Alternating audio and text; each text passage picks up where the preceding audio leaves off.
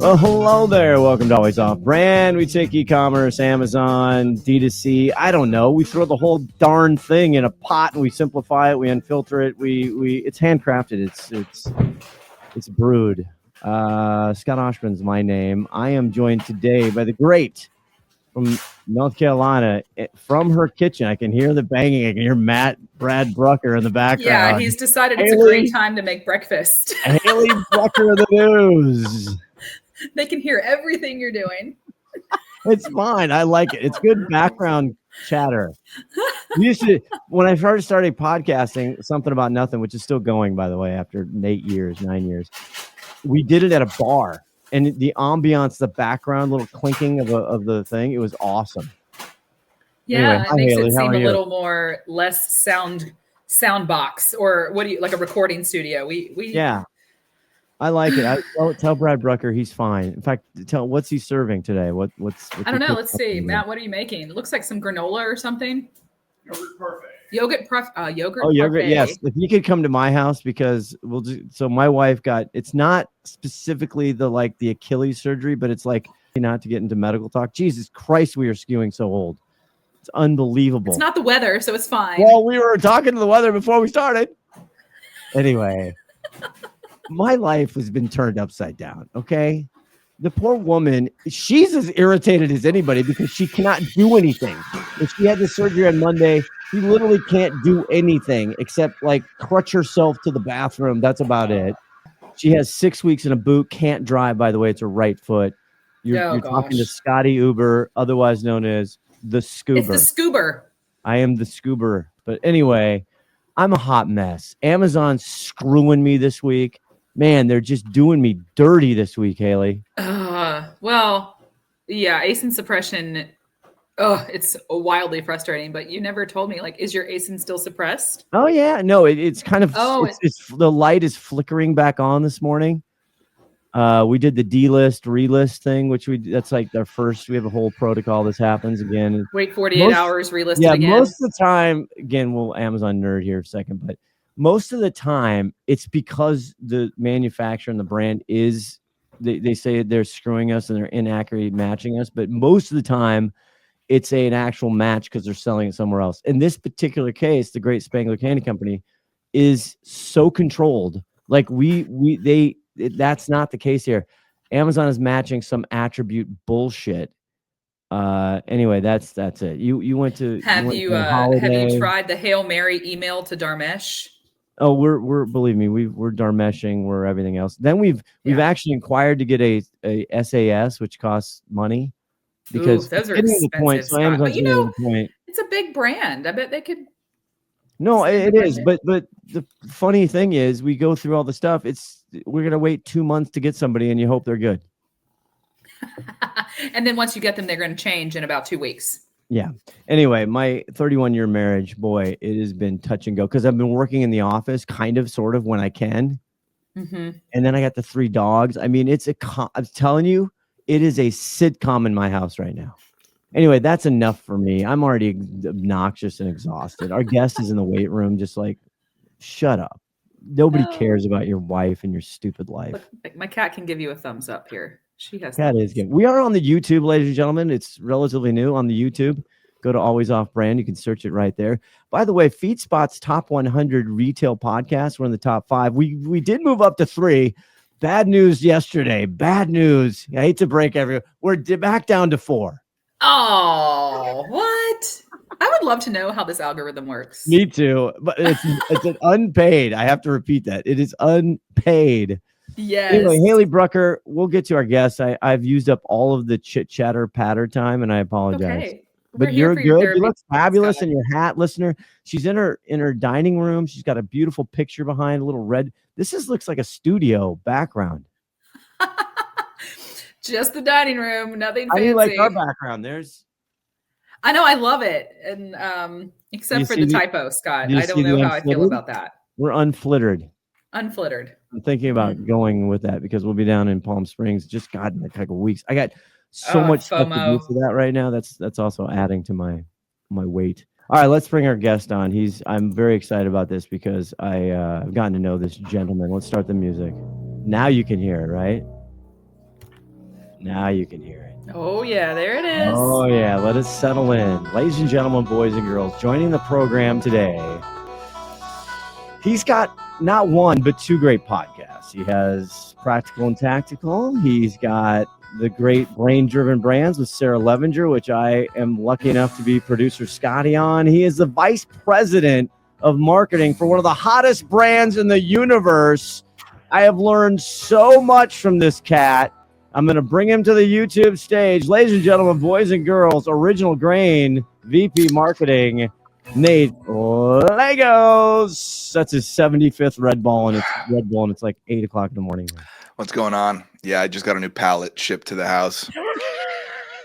Did you get some candy bars too? A pallet of candy bars? No, I should though. I've been off the candy bar train for a little while, but I got to get back to it. Have you had an intro like that to a podcast? That's a good intro. That's really nice. You know, I did miss one thing though. I might have to re-rack it and mullet.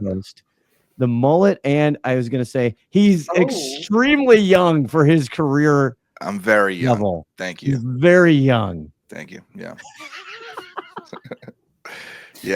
Yeah, very young. 28 for 3 more weeks, and then I'm 29, which is getting old. But God, when you hit 30, if we're still working together, I mean, Sarah could just put me aside at any moment, but. Listen, you got to make it. So all these Red Bulls, you're not going to make it another like 29 years. You got to lay off. No, I'm here for a good time, not a long time. I think that was Socrates who said that one. So Nate is a hot take machine, honestly. So he's just like editing him is fantastic. He's just like, Scotty, clip that. I think my two most common phrases on Sarah's podcast are, "Hey Scotty, edit this out," and then I say some dumb bullshit. Yeah. Or I say, "Hey Scotty, clip that. That was a good one." It's pretty true. Yeah. Pretty true. Not to cross promote, but it is part of the Quickfire Podcast Network. We have an episode coming up where actually live, these guys, Chat GPT, they create a marketing sweepstakes, like a game that they play live, and they give you scenarios that you're the brand owner of these two different products. I'm telling you, that is a spectacular episode. Enough of that Brain-Driven Brands crap. Come on. Yeah. Let's talk about tactical and practical, huh? Let's talk about tactical. Hey now. You just had some superstar. Again, this is what's interesting beyond that you're in the D2C place where, again, we're Amazonian. We dabble in D2C. I do in Quickfire more, but the D2C is a whole different animal, I've learned. Yeah, it's its own little universe. It's been like a really interesting world to get into. And like I feel like every month I hear of like a new brand that I've never heard of that's doing 80 million a year. And it's like, the hell did that come from? But yeah, a bunch of smart people, bunch of killers in the industry. It's been good to kind of get plugged in with all them and have a few of them on my pod. Yeah, who was the guy you had, the big shot? This week was McCoy Merkley, CMO of Portland Leather Goods. Yes, I love Portland Leather Goods. Yeah, 9-figure or a year brand. Crazy, doing crarazy numbers. Yeah. I know that's what I get all the time is all these D2C brands. I scaled from $0 to $8 billion in 5 minutes. Say now. Yeah. Learn how I did it. Yeah, no, any guy that talks like that, you shouldn't listen to. But the guys that have actually done it and aren't douchebags about it. Are we cussing on this podcast? Yeah, we for sure. Sweet. Yeah, off brand for a reason, Nate. Cool. Just making sure. But yeah, no, you got to ignore all of those guys. If anyone's trying to sell you how to do it, it means they haven't done it yet. There's like a those who can't do teach kind of thing. Yeah. But no, I get the practitioners, the tacticians. Yes. To come on my pod. I think it's helpful. Fantastic. There's a big duel between practical and tactical and Brain-Driven Brands. Yeah, it's tactical and practical. If you could say it right. Oh, really? Tactical and practical? God, I should know that since you say it 35 times an episode. I won't shut up about it. It's crazy you haven't once run into saying it correctly. That's right. Well, hey, shout out me. You know, I still couldn't say Summer's last name correctly for like a year and a half. So Jubileer, I have it now, but there you go. I could never say it, and I don't know why. Okay, let's get into some stuff. So D2C, you guys are constantly talking about the advertising and what's driving the advertising. Yeah. So what is going on with? I mean, how are we getting? Where are we? Because everybody complains about Meta, Instagram, blah blah blah, the TikTok, this and that. I don't even know where the hell people are coming from. What do we? Where are we with this? We're in an interesting chapter of D2C right now, where I think the last, I don't know, 10 to 15 years were way too easy. Like the economics of Facebook ads were so good that you could run terrible creative to unoptimize landing pages and sell shitty products and make a killing.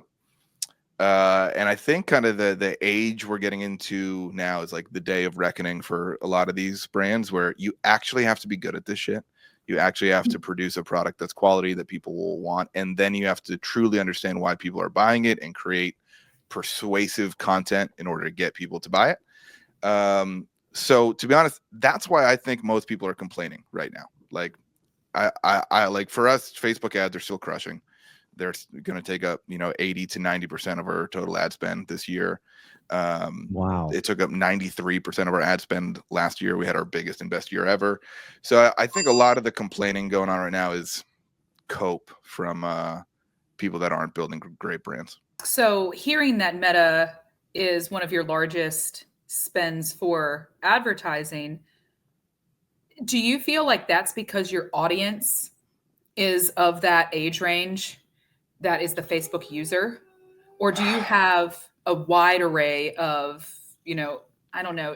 I'm looking at the age range or the average, like knowing your shopper. Facebook tends to be older people. And so the younger brands, tell me how that correlates. Yeah. So for us, core demo is 30 to 50. So a little bit older, great for Facebook and Instagram. But I also know brands that are selling to 21-year-olds on Facebook and Instagram really, really well. Yeah. Really? I think that's a common misconception that like the next generation isn't on Facebook. And to be fair, they're not on Facebook. They're all on Instagram. Yes. And there's no escaping that. So yeah, I think no matter where you're at, Meta should kind of be for you. And I talked to some brands that were getting nervous about the upcoming TikTok ban. And they were like, our customers aren't on Facebook. And I'm like, no, but they're on Instagram. And they're definitely going to be on Instagram if TikTok goes away. So don't worry about it. You should, what's the elevator pitch? What's the quick original grains? I mean, what can you tell people what original grains is? We specialize in making watches from unique and reclaimed materials. Our best-selling collections are inlaid with whiskey barrel wood, military ammo crates, guitar tone wood, and a whole bunch more. We're the best gift for guys out there, and come in at the affordable price range of like $200 to $500, which is solid for quality watches. And not only does he kill it on the marketing, he kills it in his consumption of steak, whiskey, and golf. Big steak guy. And Red Bull. Yes, steak, whiskey, golf, Red Bull would be the title of my book. Yeah, it would sell 6 I feel like I already copies. know you then. Yeah, it would sell single-digit copies to my immediate family, and that's about it. I'd give you a mercy buy. I'd buy it just to support you. So what is it? Because we have small brands at Quickfire. I mean, Haley and I have worked with a lot of small brands. Various, the struggle is that if you're not have a lot of mojo and you haven't built up a huge thing, and they're more Amazon than they are D2C, they get frustrated because they're trying to do Meta. We're doing Google. We're doing all that stuff. They don't have a big budget, and they're like, "Oh, my ROAS sucks, and I don't see a bunch of orders." Yeah, that sounds like Nate? Fun clients for you. No, they're not fun. Most of them are fun. They're good people. I mean, again, they're passionate owner operators, but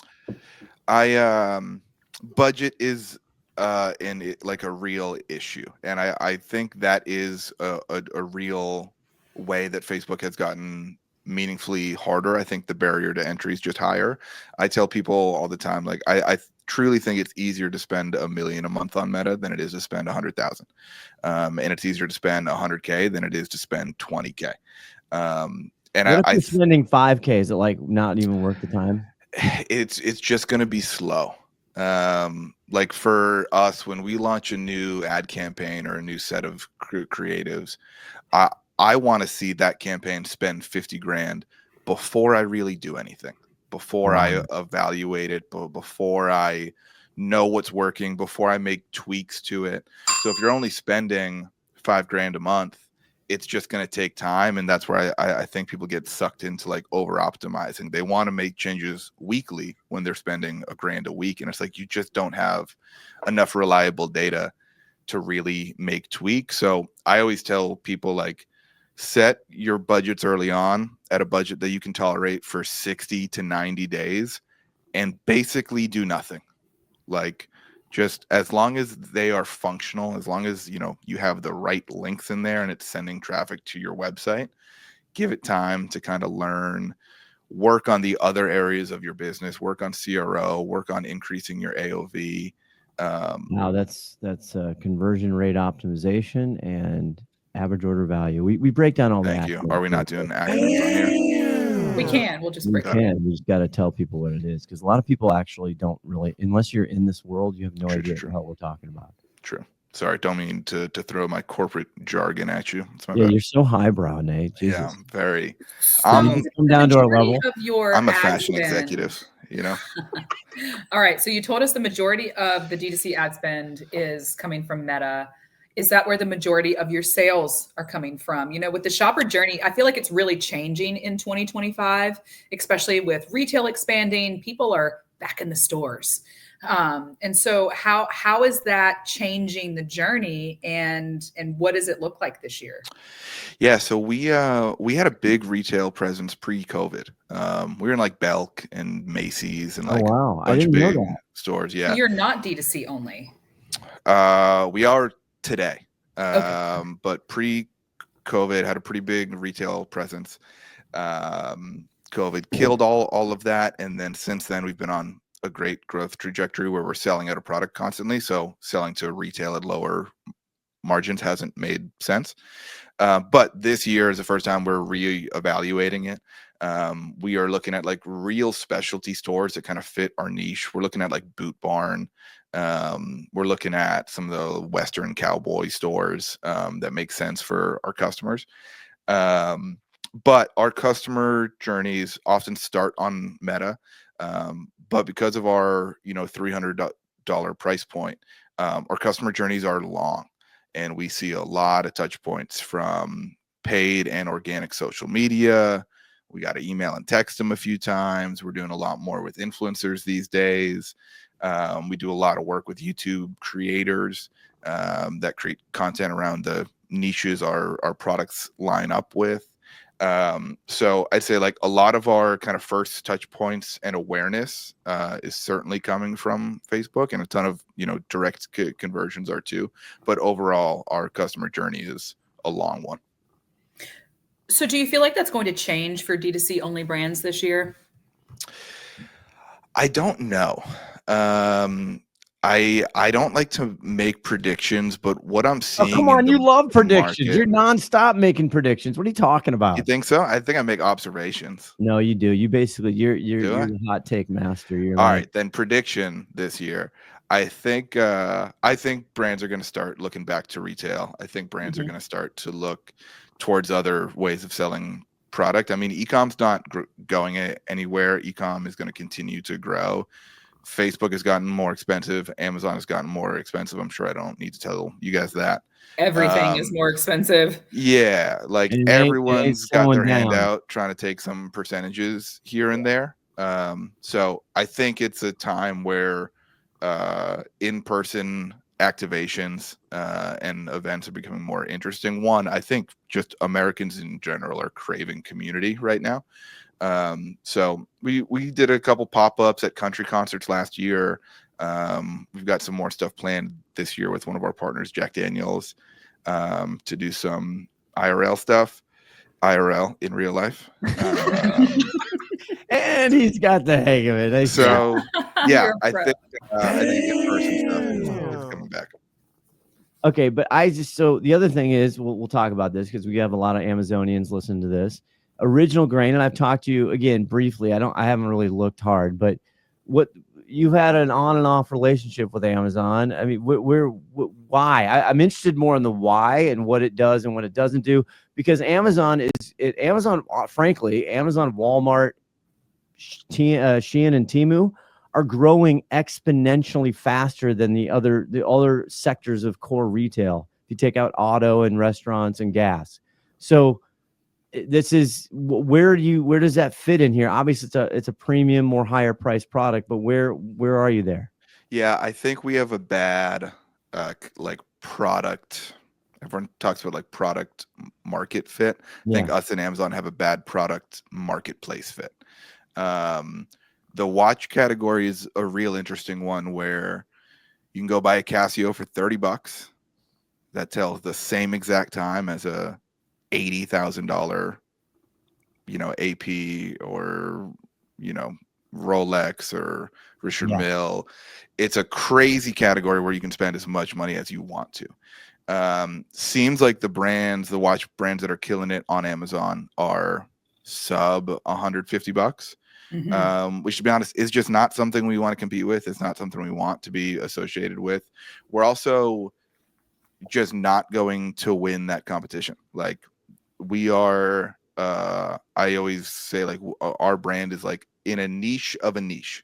Like, we have not cornered ourselves, but like we've really gone deep into the few verticals and interests that really work for us. If you're looking for a general watch on Amazon and you're not searching for us directly, our listing won't convince you. So we've kind of backed off it. As you know, also, Scotty, we haven't had an issue selling products on our Shopify.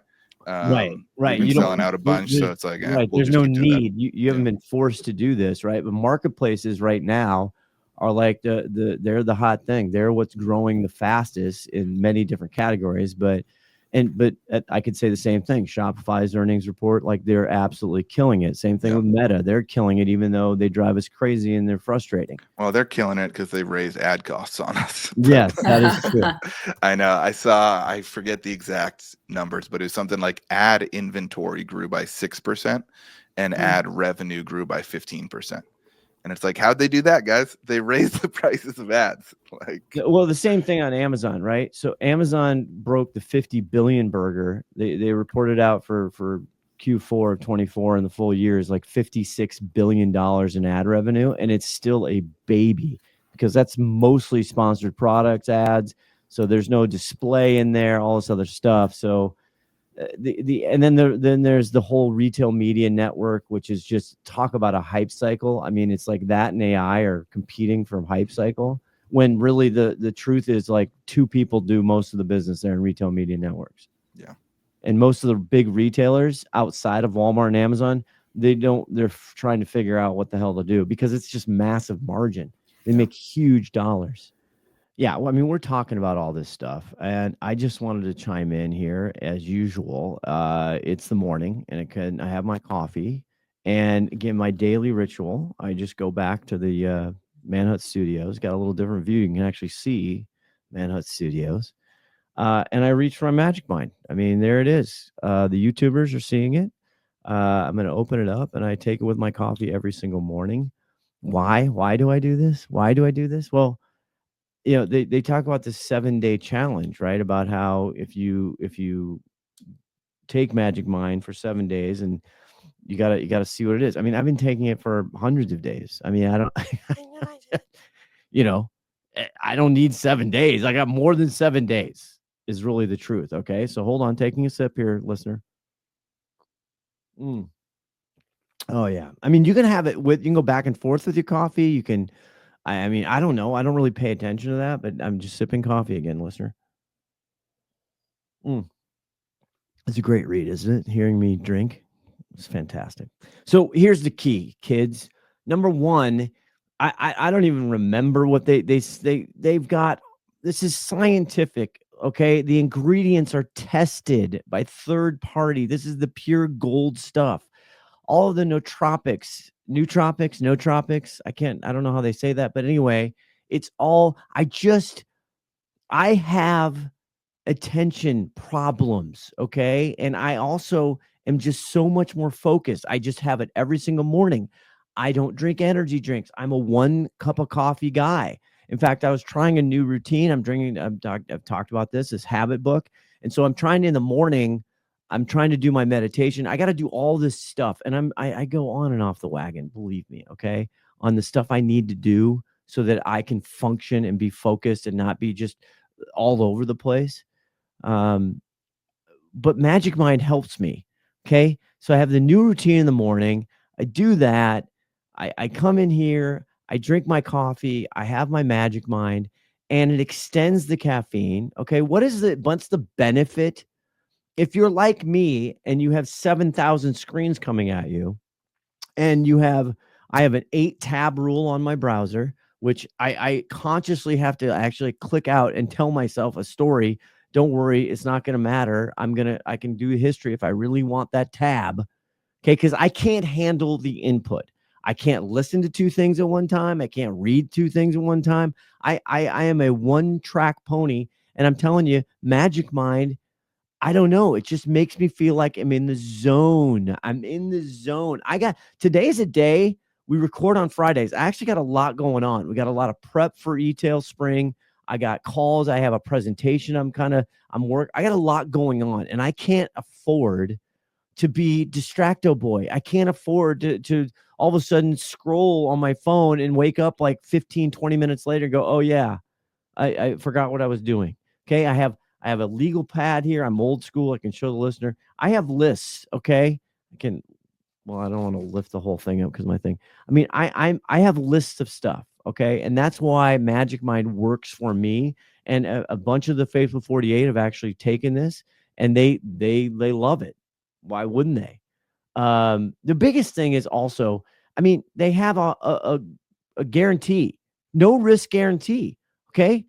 If you're not satisfied and you don't like it, okay, after 100 days after buying it, they'll return your money. No questions asked. No biggie. Okay. They're now in Sprouts, by the way, which is fantastic because we're relatively new Sprout people. We have one relatively near. Central Market, Erewhon's they're on, which I know of that store. So this is Magic Mind. They have Magic Sleep as well, which I'm using, which I love. Now that I have a 7-day challenge and it just calms me down. Okay. But here's the deal, kids. Okay. Here's the offer. Here's the pay attention. And when I say use the code. Okay. Listen up. Here you go. You get up to 48% off your first subscription. Okay. 48%. That's pretty much almost half off. How you doing? Okay. Then, or that's a subscription, which I happily have and paid for with my own money when they weren't a partner on the show. Or you can get 20% off your one-time purchase. All of this happens only with the code always off brand at checkout. I've done this myself. They make us do that. I go in there. I want always off brand, all caps, always off brand. And you will get up to 48% off your first subscription or 20% off the first time purchase. Okay. Okay. If you want to know go to magicmind.com. You will see the 100,000 people talking about it. You will see the huge community. They will see all of this stuff. It's not a quick fix. Okay. This isn't a high-low. This isn't like, I'm going to take Magic Mind in 3 days and whatever. This isn't some magic thing that you see all over the interwebs. And as a 55-year-old dude, I'm seeing a lot of stuff. Anyway, always off brand. That's the code. Use it. Get up to 48% off your subscription, 20% off your one-time buy. Remember, no question asked. 100 days afterwards. If you don't like it, they'll refund your money, guaranteed. Okay. That's all I had to say. That's just getting it out now.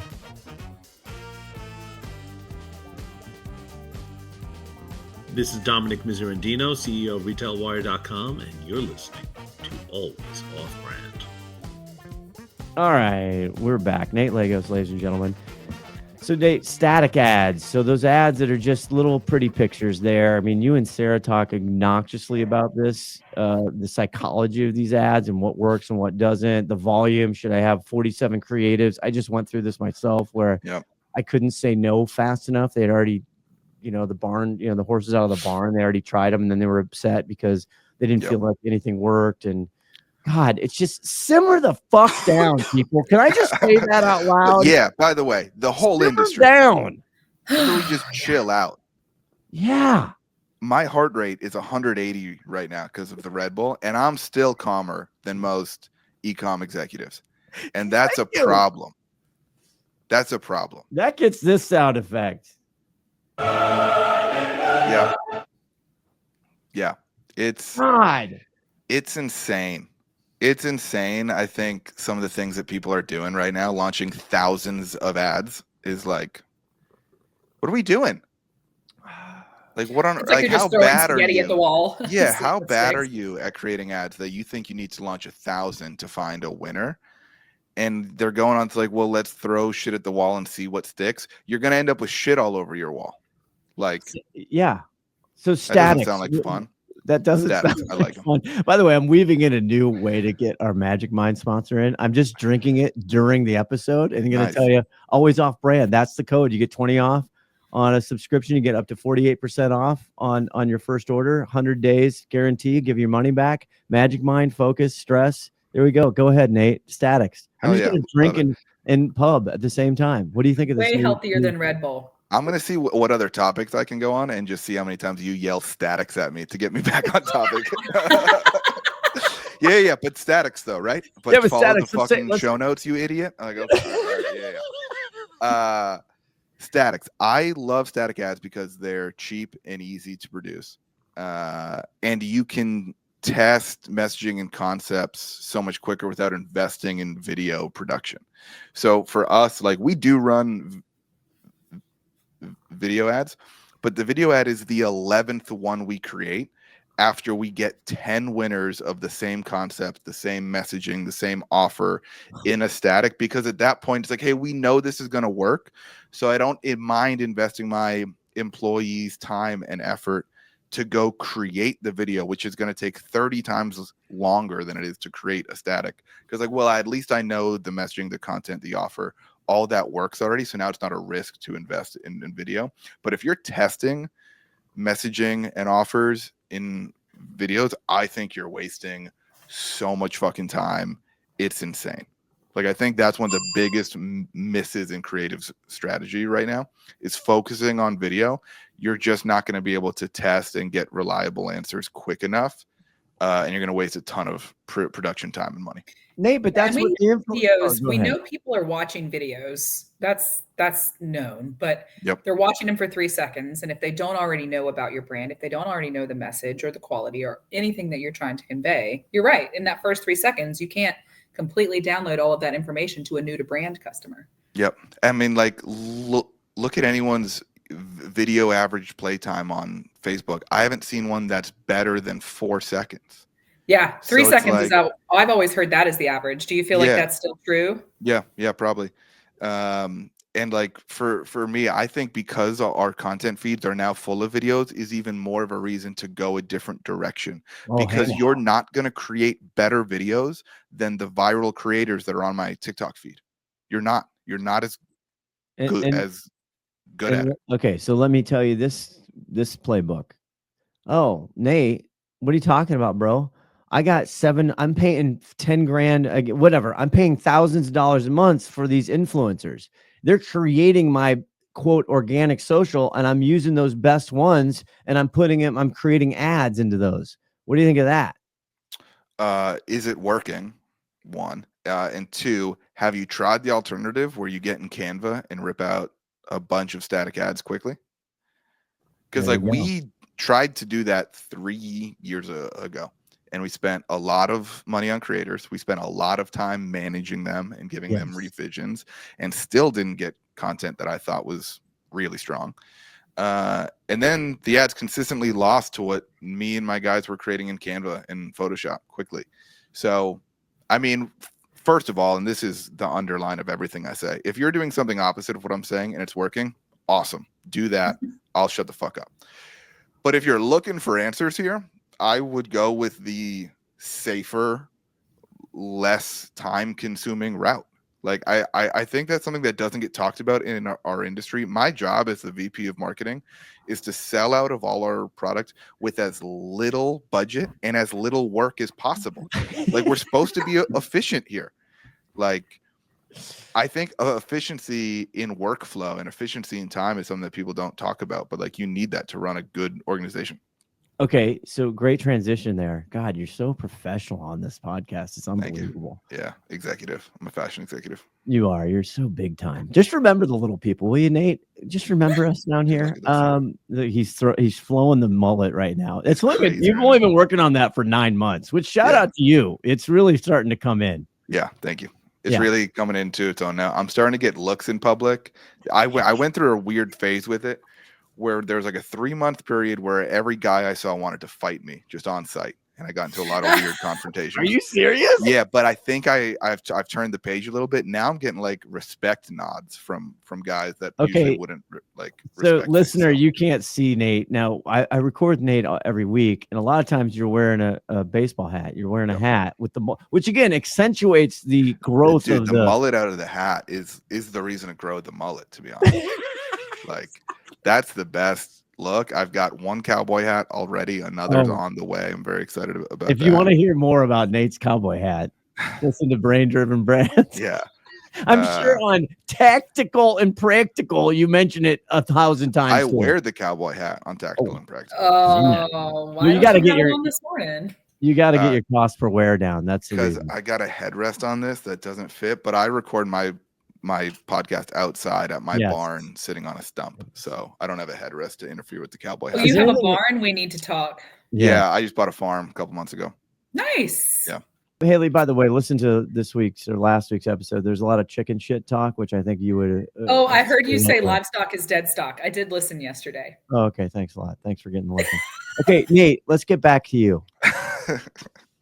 What you teased there is, hey, if it's working, good for you. What is working? I think that is probably the greatest mystery of all time, and it depends on brand, category, blah, blah, blah. What is working? Dude, it's crazy how many founders and CEOs and CMOs can't answer that question. Like, whenever someone comes to me for advice, the first thing I ask them is like, well, what do you want out of the business? And they're like, I don't know. What do you mean? And I'm like, what do you mean? Like, how do you not have an answer to that? So we always talk about, like, you can chase revenue or you can chase profit. I don't think you can chase both. And I think one of the biggest failures of D2C marketers and executives is thinking like a reasonable goal is to be like, oh, we want to do 30 million this year at a blended 3 return on ad spend. And it's like, no, you cannot chase 2 metrics. You're going to miss one of them. Just focus on one thing. For us, that is our bottom line, our profit, which we track daily. That is the only thing we care about. How can we grow the bottom line? And how do you what's the metrics you use? Because again, this is another long controversial debate. I hear 5,000 like slices of how you look at quote profit. How do you do it at Original Grain? How do you do your marketing? How do you understand that your profitability? Got it. So we take out pretty much every single cost that we have, from ads to the cost of goods to my team to software fees. We take out shipping and returns. Like, we get it really as close down as possible to like what our true P&L is gonna show. We end up being off by a couple percentage points at the end of every month when we close the books, but we've gotten it down to be pretty accurate. And for us, like, it's just given us ultimate clarity and ultimate focus on, like, there's no debating on whether or not what we're doing is working. It's like, well, look at our bottom line year over year or to last month. From like, an ad it's 100% working. Okay, so but now drill that down one level. From an ad spend, again, return on ad spend. I got 2 things I think we've talked about in gut driven brands. Number 1, return on ad spend is not a great metric to Nope. even view a business. Number one. Number two, nobody, to your point, actually figures out what their net ROAS is. What is your net? Yeah. Don't tell me it's $3 because you got to take all the other shit out of there. That's not really the real ROAS if you're going to go by that metric. Yeah. The ROAS second sucks. thing is, right, is the marketing efficiency ratio. I call it total return on ad spend. It's organic and paid. That's the number. Right, I because think you that have to kind of think about sucks. the attribution window or the halo effect, all of those other things that come into that actual conversion. Yeah, but I think MER is kind of misleading too. Like Okay, let's talk about that. Why? I think it just doesn't tell the full story of your business because I believe that I could get you any single metric you want to look a certain way, except for profit. Profit's the only one that you have to be good. But if you want a 33% MER, I can get that for you tomorrow. You might not like the way I get it though. I might have to cut ad spend. I might shift all our ad spend towards retargeting, which will work for 90 days before that pool dries up. Like, I think that's really a problem when people shoot to, we want to do 10 million at a 30% MER. It's like, well, what if you did 20 million at a 50% MER? I bet you would add more dollars to the bank account. So that's the piece of the pie that I think is missing. And that's why we are solely focused on one number, which is as closely correlated to dollars in the bank account as we can get it. And it's like, that's all we care about. Our MER is worse than it was 2 years ago. Our ROAS is worse than it was 2 years ago, but we are making more money than we ever have. Seriously, if you don't listen to any other part of this damn episode, that's the freaking one. That is it, ladies and gentlemen. And I can't. The problem, Nate, is you have convinced your finance people and your owners. You have over time proved this out and built that trust to do that. I got to tell you, man, it's hard. If I had a cowboy hat on right now, I would bow and tip it because good gracious, man, it's freaking, I can't get that through anybody's head. Yeah. It's because it's they don't really have hard. the patience. They don't wait for it to happen. Yeah, I did an episode. Let me plug my podcast quick. I did an episode Tactical and Practical a couple weeks ago. That's called aligning marketing and finance, or how to align CMOs and CFOs. I don't know, figure it out. But in that episode, like, I pull up on screen a spreadsheet that just like runs different scenarios of like revenue, ad spend, blended return on ad spend, COGS, whatever. And I've challenged so many marketers and brands to be like, hey, run the scenarios of what if you doubled in size at worse efficiency. Run the scenarios of what if you did 50% more revenue at a little bit worse efficiency. And I think we have all kind of handcuffed ourselves to our MER or our ROAS. And for OG, it wasn't until we kind of took those handcuffs off that we really had explosive, profitable growth. And it's not that I don't care about performance today. We are still doing all of the work it takes to improve marketing efficiency. But like I said, I'm not looking at my MER today, which is worse than it's been historically, and freaking out because I'm like, well, we're doing 180% more revenue than a year ago. So the bottom line looks great. And our margins are still at a percentage wise that we're comfortable with as a business. But you look at it, the spend and the total revenue. Yeah. That's your return on ad spend. Yeah, because I think attribution's bullshit. The point is that if it's spent, so then the other key is, okay, what right percentage of spend to total sales? So in the Amazon world, they call that tacos. Tacos, yeah. Okay. Where do you sit on that? Is that something that you're gauging and you budget? We measure it. We measure all these I know things, but we don't optimize for it. And I think that's the big difference here. And like the way that we kind of think about it is we can't pay our bills with percentages. We pay our bills with dollars. God, that's just a juicy. What did I tell you, Haley? It's a good one, guy's right? on fire. It's a good one. I love it. You can't pay salaries and mortgages with percentages. You pay them with dollars. So yeah, like our cost of sale, which we would call revenue divided by total marketing spend, where MER would be revenue divided by just ad spend. Yeah. Our cost of sale is up too, because our MER is also up. But again, like, we're able to push so much more volume that the bottom line is still getting juicy and juicier. But yeah, don't optimize your business around metrics that don't pay your bills, which I think are MER, ROAS, cost of sale, tacos, whatever you want to call it. You got to pay your bills with dollars, make dollars. But All right. Nate, how do you aim for the top of funnel? How are you growing the business and growing new to brand if you're so focused on ROAS? Because I'm Hot not topic. only focused about it today. That's I'm not doing what's best for our bottom line today. I'm doing what's best for our bottom line in 12 months. So that's where it requires the investment in brand, in top of funnel awareness, in all this influencer stuff that I can't really track how it's performing today. Thank you. But that's how we kind of think about it, is like, we are optimizing for bottom line dollars, but not just today. If we were just doing it today, I mean, I could cut our ad spend to 0 today, and the bottom line today and probably for the next few weeks would look amazing.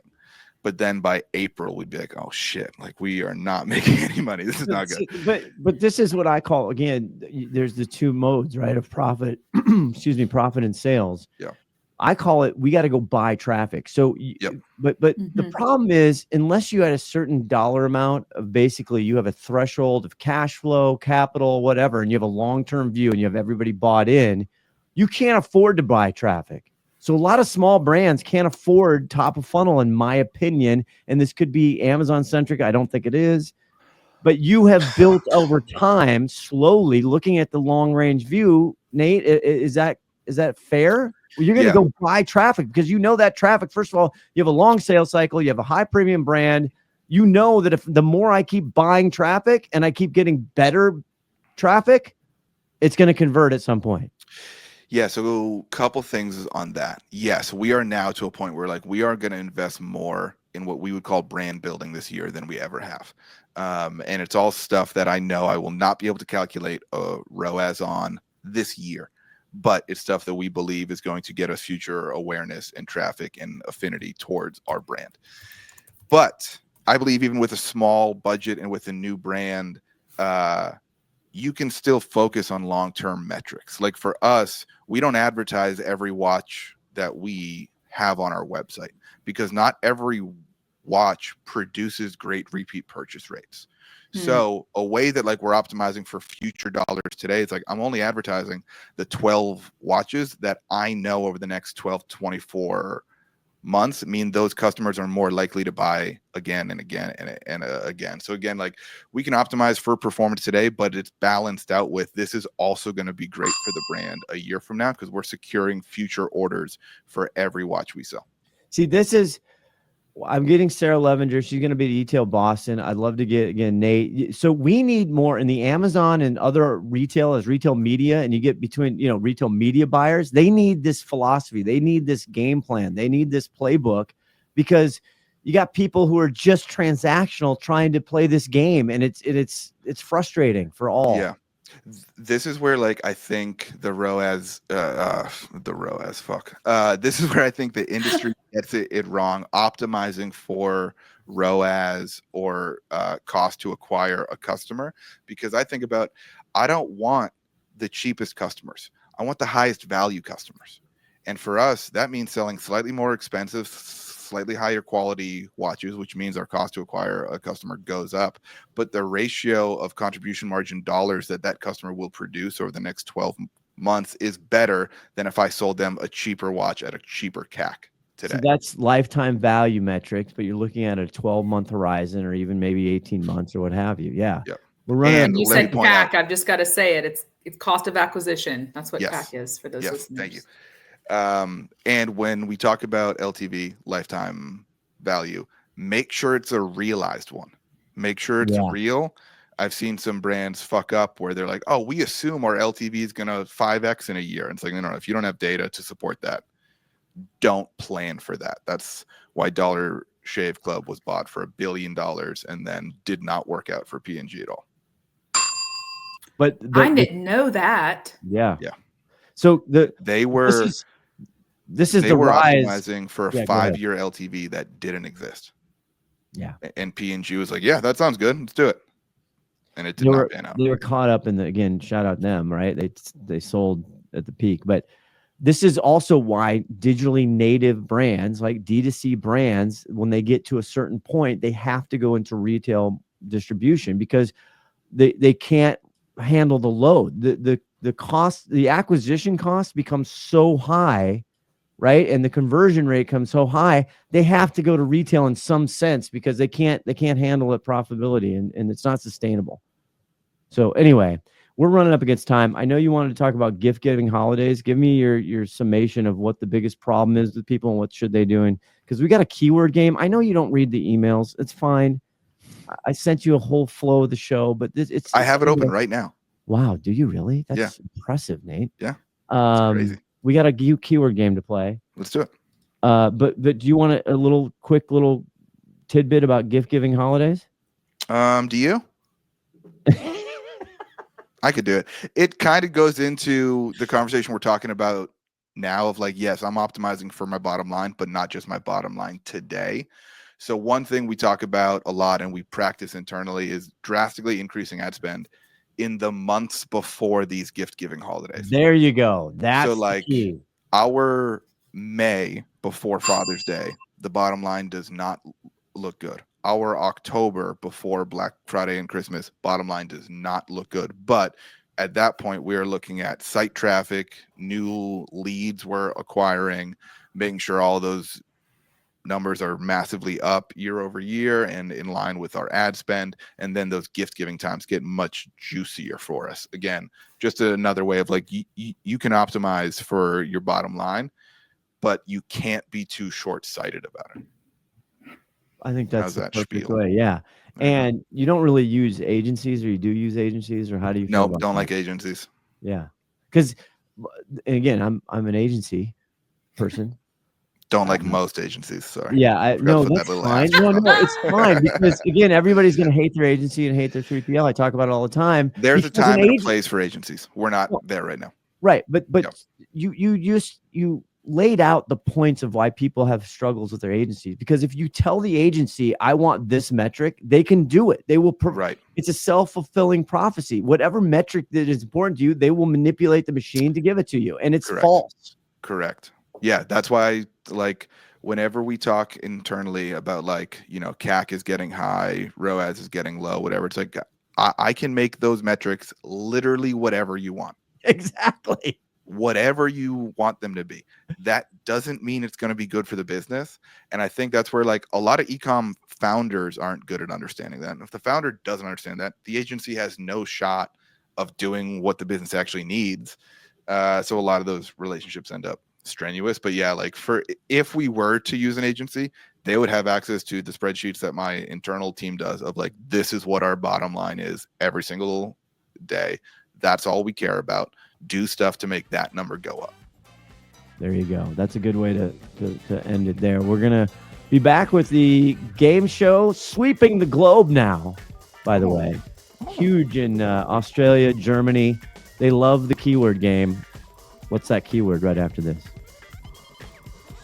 Hi, this is Lena Moriarty with eTail, and you're listening to Always Off Brand.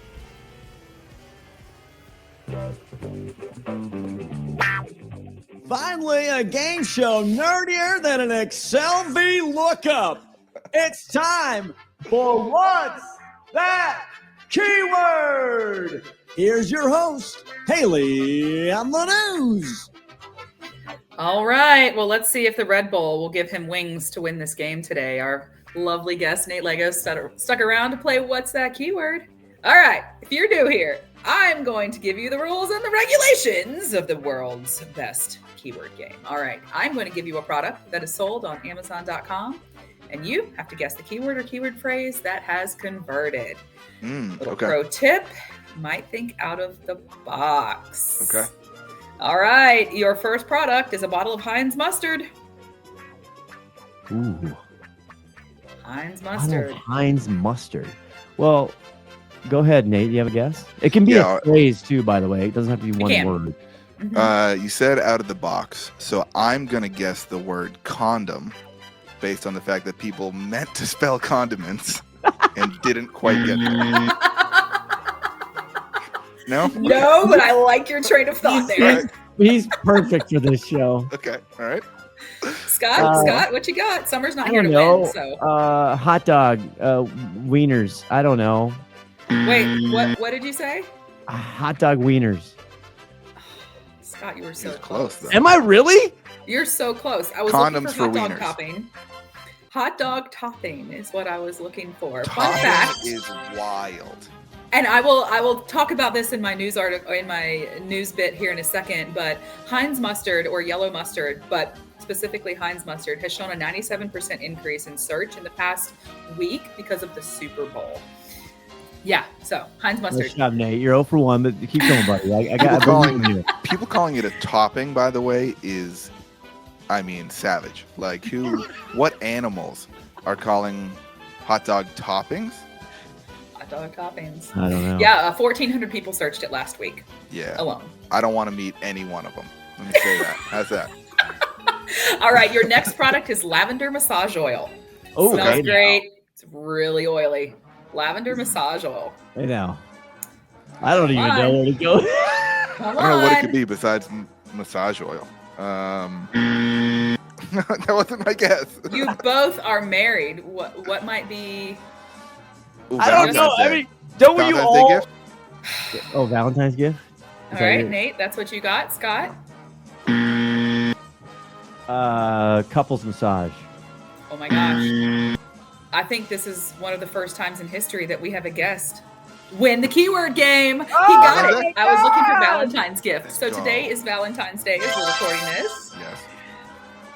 Yep. We've We had Did guests. it. We had a Hey, winner. hey, don't let his head get too big. We've had guests win before, okay? We've had guests win before. It's been a Said we had while. Summer usually wins this stuff. Happy Like, Valentine's Day, by the way, everyone. Yeah, when you Okay. listen to this, it'll be gone. Hope it went great for you. Hope Cupid bites all of you. See, your minds went in the gutter there. That was a lot of fun. All right, thanks for playing. We'll be right back in just a minute with the news. I'm Rachel Rennick, the CEO of Wethos, and you're listening to Always Off Brand. Well, that's all been fun and games, but it's that time, the time America has been waiting for. It's time for the news. All right. Okay.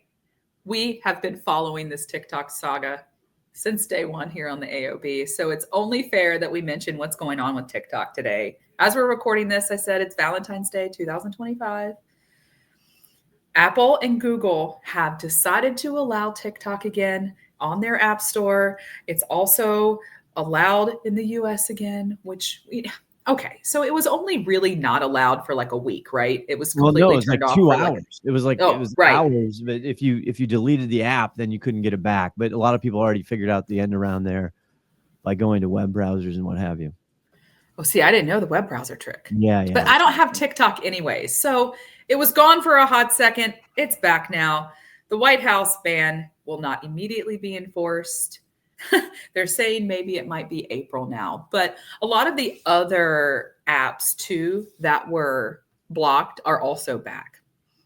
Yeah, I'm happy because I use CapCut to edit, and so that's part of Nice. TikTok, and that was sad for me for about Yep. an hour and a half. Yep. Which is also owned by ByteDance. CapCut Right. is. Yeah, exactly. Yeah. So I'm saying I didn't give a shit about TikTok. I mean, I thought it would never go away, but I was like, man, don't take my CapCut away. Come on, bro. You're killing me. So it's all about me. So just a quick TikTok update. It's Yeah, back that's in good. action for now. We're gonna keep watching it, and everybody knows, but it's just fun to play along with the drama for a little while. And that's all I've got Love it. today. All right. We'll be back in just a second with Summer's favorite part, and all of our listeners' favorite part. It's the Oh, wrap up. honey, yeah.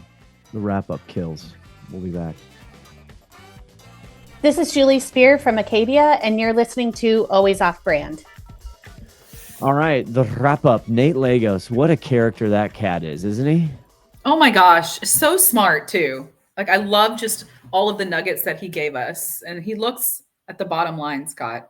and a 12-month period of that bottom line, which gives you so much wiggle room for trial and error. It's not that he ignores all these metrics that we use all the day, but again, he's not going to drive decision-making process off these particular numbers because he understands that's a false narrative.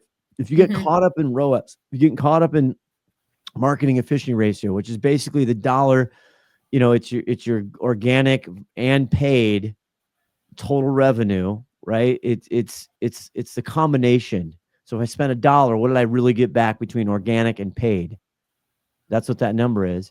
So he doesn't get caught up in that because he's looking at where is the top line and we put in all the costs and are we making more money? What's my contribution margin? I freaking love that.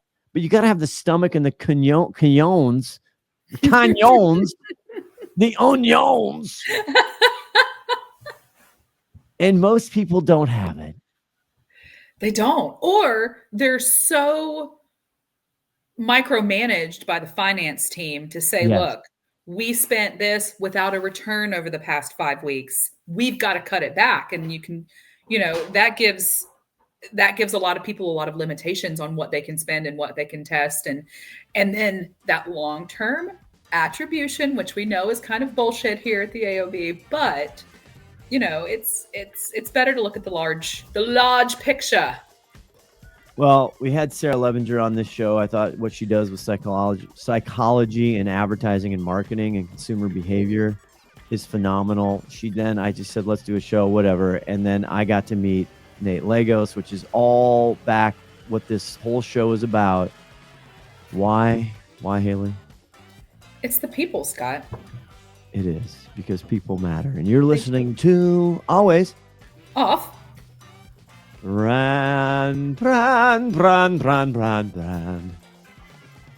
want to chime in? I gave you like several different openings. I was trying to hit the third and my brain just stopped.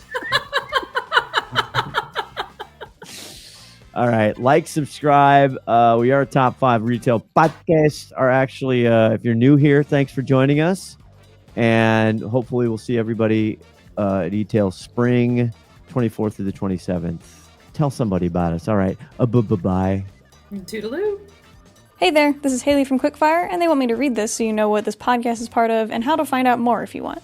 Always Off Brand is a production of Quickfire LLC and a part of the Learn and Laugh series on the Quickfire Podcast Network. For more information, go to quickfirenow.com. Have a good one, and thanks for listening.